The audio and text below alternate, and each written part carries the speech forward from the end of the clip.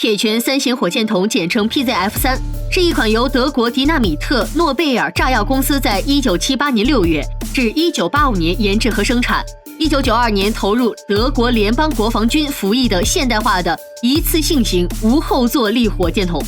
发射110毫米火箭弹头。PZF-3 的名字的历史可以追溯到在第2次世界大战之中被纳粹德国军队所采用的由一个小型一次性预装式发射管发射高爆反战车战斗部所组成的单兵操作反战车武器——反战车榴弹发射器，通称铁拳。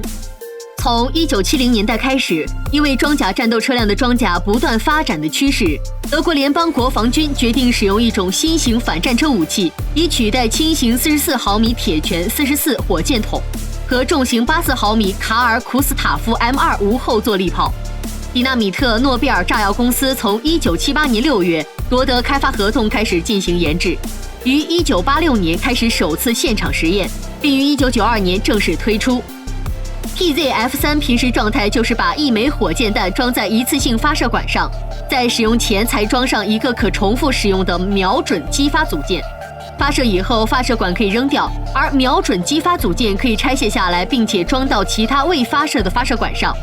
PZF-3 在发射管的后方填充了大量的塑胶颗粒，并在发射时通过所谓的无后坐力的平衡质量原理，将塑胶颗粒从武器后方喷出，最大限度地减少了爆炸效果。从筒后喷出的塑胶颗粒会分散起来，并且因为空气阻力的关系而迅速放缓，因此 PZF-3 能够较会产生筒后喷火的武器，如火箭筒、无后坐力炮或反战车飞弹，相对的安全的在一个狭小密闭的空间发射武器内的火箭弹，以及减少发射以后因非常明亮的喷焰或扬起的尘土和烟雾而被敌方发现的机会。虽然其发射时的安全距离为10公尺，但在德国联邦国防军的训练之中仍然规定要更远的距离。PZF-3 在1990年代期间被德国特种部队单位所使用，并且在维持世界和平作战，它并非没有缺点，主要是只能够单发射击，而且士兵往往需要很危险的接近以打击目标。许多士兵都觉得它非常的沉重和繁琐，其发射机构和发射管往往在战地环境下受损和卡弹。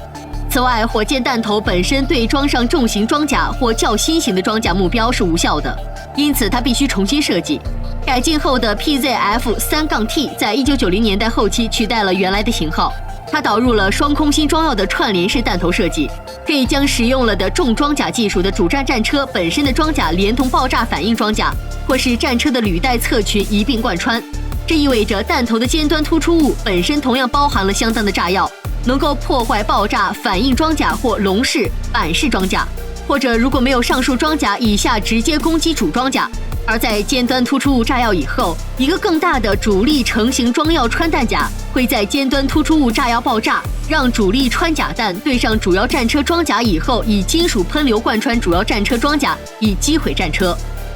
截至2005年，又有2个正在开发或测试阶段的新增型号，都依赖缩得更小，因此重量更轻的弹头。这些型号被命名为 RGW 无后坐力榴弹武器，口径分别为60毫米和9毫米。预计这2款新武器可以协作为德国军事学说从重大主要的战车战转变到城市和低级别的战争的过渡准备。